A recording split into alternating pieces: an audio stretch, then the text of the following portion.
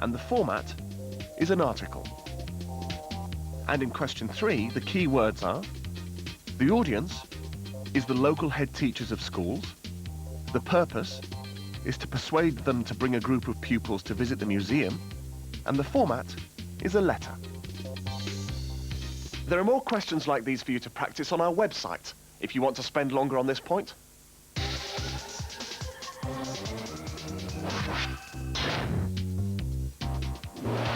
Remember, the first step is to ask yourself, who am I writing to? What am I writing for? What format am I using?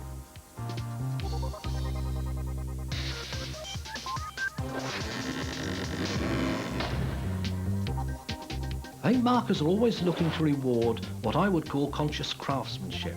A pupil who has a sense of purpose and audience about their writing has matched that sense of purpose and audience with an appropriate form and structure, and then written up in an engaging and effective way to achieve whatever the purpose may be, whether it be to persuade, or to describe, or to develop a story, or portray a character, or whatever.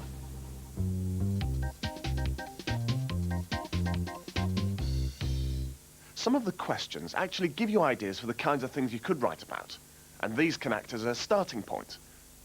A planning frame will be provided with a longer writing task, but how you use it is up to you. There are different ways of going about planning, and you'll have practiced some of them in class. You could choose to write your ideas down in a form of a brainstorm, which means gathering a lot of ideas quickly, or maybe a spider diagram, or a more simple paragraph plan like this.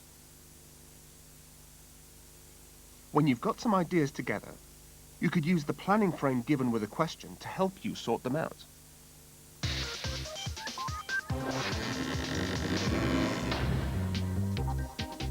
When writing, you should always plan, because if you just write off the top of your head, you'll stray from the point you're trying to make. And so always plan first, and refer back to that as you're writing. I usually jot a few words down, like key places, and I usually draw a line and put like start, middle and end, and I put how I'm going to start it, how I'm going to end it, and then try and figure out what's going to go in the middle and how I get from start to finish.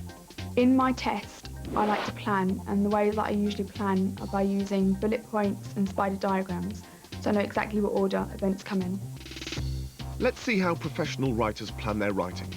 Here's Lisa Smosarski from BitSz magazine. I'd recommend that anyone, before they started writing anything, did a plan, wrote something down about what they wanted to do.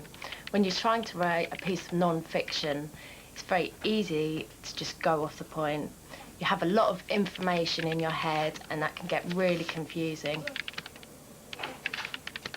What I usually do is I'll write some notes at the very